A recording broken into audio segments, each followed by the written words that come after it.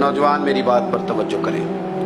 फरमाया वो लोग जो अपनी शर्मगाह की वल्लज़ीना हुम लिफुरूजिहिम हाफिज़ून, वो लोग जो अपनी शर्मगाह की हिफाजत करते हैं। हुजूर गौसे पाक रदी अल्लाह ताला अन्हु फरमाया करते थे, दो चीज़ें इंसान अपनी संभाल लेना, एक पेट और एक शर्मगाह, तो फरमाते थे विलायत उसके बड़ी करीब आ जाती।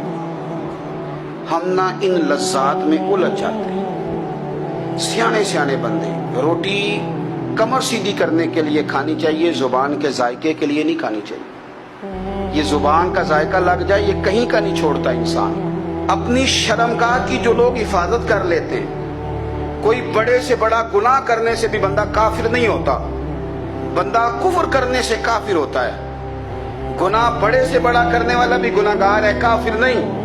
कि बाज गुनाह ऐसे हैं जो जिस वक्त बंदा कर रहा होता है उस वक्त वो मोमिन नहीं होता। मेरे नबी करीम सल्लल्लाहु तआला अलैहि वसल्लम ने फरमाया, जब कोई शराबी शराब पीता है उस वक्त मोमिन नहीं होता।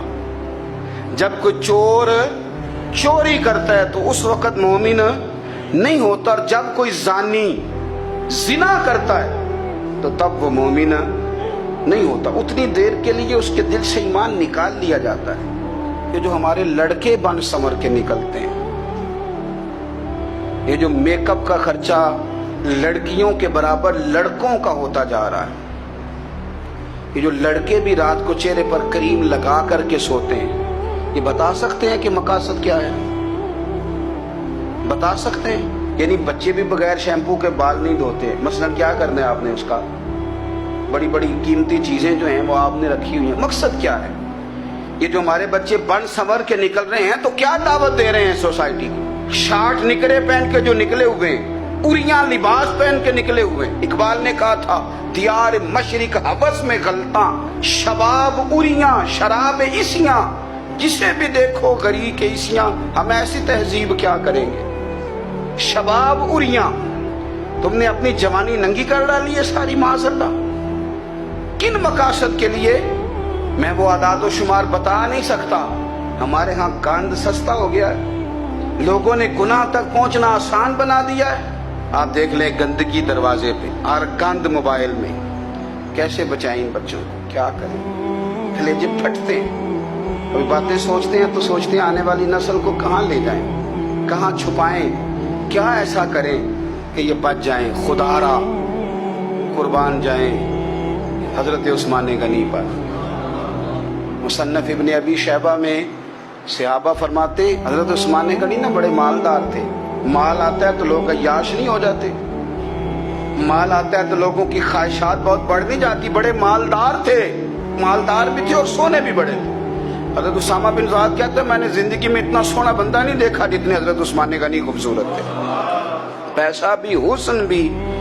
लेकिन फरमाते हैं कि हजरत उस्मान गनी सबसे बढ़कर अपनी शर्मगाह की हिफाजत करने वाले और सबसे बढ़कर सिला रहमी करने वाले, रिश्तेदारों से अच्छा सलूक करने वाले, हया वाले, शर्म वाले, पाकीज़गी वाले। आपका ज़हन है, आप सुबह उठते ही ज़हन बना लें कि मैंने आज इतना सबक पढ़ना है, आज इतनी तफसीर देखनी है, इतनी इबादत करनी है, फलानी नात मैंने देखनी है, फलां खैर का काम करना है, फलां आदमी के साथ नेकी करनी है। सुबह ज़हन बना लें, आपका ज़हन वही काम करने लगेगा।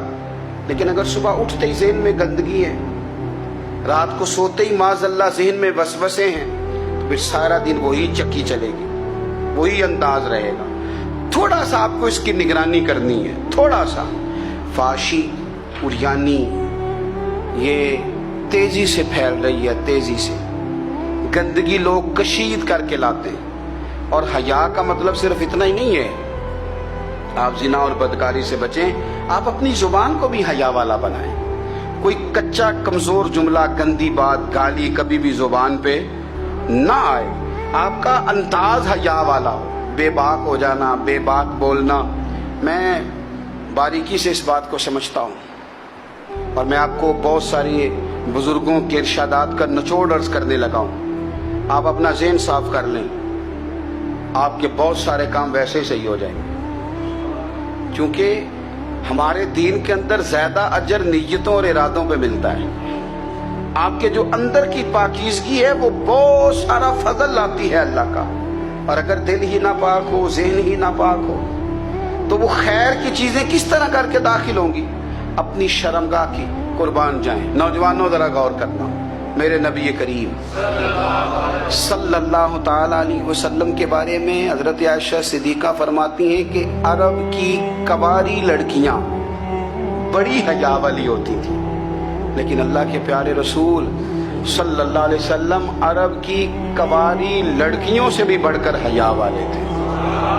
یہ ہمارے بچے مذاق میں ہمیں کئی دفعہ کہتے ہیں شادی کرا دو، شوگل میں کہہ دیتے، ابا کو کہہ دیتے ہیں، ابا کو نہیں منہ پہ آ کے کہہ دیتے ہیں، کہتے ہیں یہ بڑا بھائی مصیبت بن گیا، یہ ہٹے گا تمہاری باری آئے گی. آپ کچھ ایسی باتیں کر رہے ہیں، کچھ ایسے انداز آپ اختیار کر رہے ہیں جو وفادار لوگ کرتے نہیں. شرم و حیا سے وہ چیزیں ڈھل جاتی ہیں جو باتیں ہمارے بچوں کی زبانوں پر بے باکی کے ساتھ آنے لگی ہیں.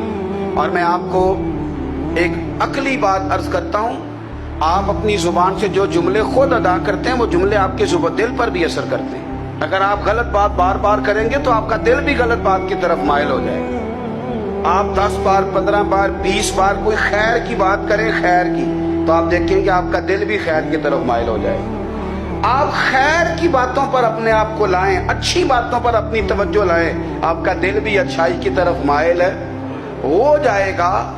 کفل کا ایک واقعہ ترمذی میں ملتا ہے. ایک شخص کفل نام کا تھا بنی اسرائیل میں. ایک عورت مجبور تھی، اس کے بچے بھوکے تھے، تو کفل نے اسے مائل کر لیا کہ تو میرے ساتھ گناہ کرے گی تو پھر میں تیرے بچوں کی روٹی تجھے دوں گا. تو وہ عورت پہلے تو بیچاری نہ مانی، لیکن بچوں کی بھوک دیکھ کے مجبور ہو گئی. جب کفل کے قریب گئی نا وہ عورت، اس نے دروازے سارے بند کر لیے. ترمذی شریف میں اس کا واقعہ موجود ہے. چاروں جانب سے بند ہو گیا سارا کچھ.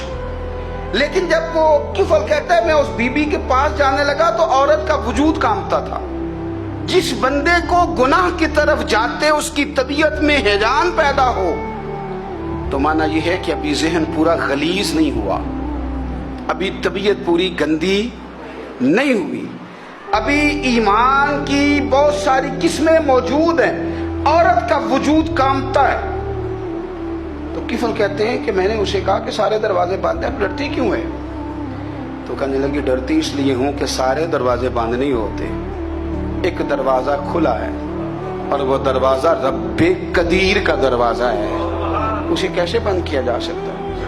تو کہتے ہیں جب اس نے یہ لفظ کہے تو مجھ پر بھی بات کا اثر ہوا، مجھ پر. تو میں نے کہا کہ اگر تو عورت ہو کہ رب سے اتنا ڈرتی ہے تو مجھے تو اس نے مرد بنایا ہے. تو مرد تو ہوتا ہی وہ ہے جو اپنے آپ پر کنٹرول کر سکے. تو اب نہ معاملہ آگے جائے گا، اب یہاں بات رکے گی نہیں، جا میں تجھے آزاد کرتا. عورت گئی، اس نے توبہ کی کفل نے، اور رات رو کے کہنے لگا مالک آج میں نے توبہ کی ہے تو میرے اوپر مہربانی کرنا، میری توبہ ٹوٹنے نہ پائے. رات اس نے توبہ کی، رات ہی انتقال ہو گیا. لوگوں کو پتا تھا بڑا بے حیا ہے، بد کردار ہے، گناہگار ہے، شاید لوگ اس کا چہرہ دیکھنے بھی نہ جاتے، پر مالک کریم ہے نا. حضور فرماتے ہیں سویرے اس کے دروازے پہ لکھ دیا اللہ نے، لوگوں رب نے کفل کے سارے گناہ معاف کر دیے ہیں. اس کے دروازے پہ لکھ دیا گیا. جب آپ اپنی حفاظت کرنا چاہتے ہیں تو اللہ پھر اسباب بھی پیدا کر دیتا ہے. اپنی شرمگاہ کی، اپنی نظر کی آپ خوب حفاظت کریں. اور میں آپ کو ایک بات عرض کروں، ایک بندے کے باحیا ہو جانے سے نا، ایک بندے کے ٹھیک ہو جانے سے اس کے دائیں بائیں بے شمار لوگ ٹھیک ہو جاتے ہیں. نہ چاہتے ہوئے بھی آپ کی نیکی کا اثر آپ کے دوستوں پہ پڑتا ہے، نہ چاہتے ہوئے. اور ایک بندے کے بگڑ جانے سے اس کے دائیں بائیں بہت سارے لوگ بگڑ جاتے ہیں، بہت سارے لوگ بگڑ جاتے ہیں. آپ اگر اپنے لب و لہجے پر یہ پابندی لگا سکیں اور اپنے آپ کو اگر آپ سنبھال سکیں تو پھر یاد رکھیے گا بڑی ساری چیزیں بہتر ہو جائیں گی. کچھ چیزیں ایسی ہوتی ہیں جو ہم نہ فراخ دلی سے بانٹتے ہیں، اور کچھ چیزیں ایسی ہوتی ہیں جو مجبور ہو کر ہم دیتے ہیں. کئی دفعہ ایسا ہوتا ہے کہ سامنے والا کچھ زیادہ تکلیف میں ہوتا ہے اور ہمارے پاس بھی وسعت نہیں ہوتی، لیکن زیادہ اجر اسی بندے کو ملتا ہے جو تھوڑی تکلیف برداشت کرے اور سامنے والے کی تکلیف کو دور کرے.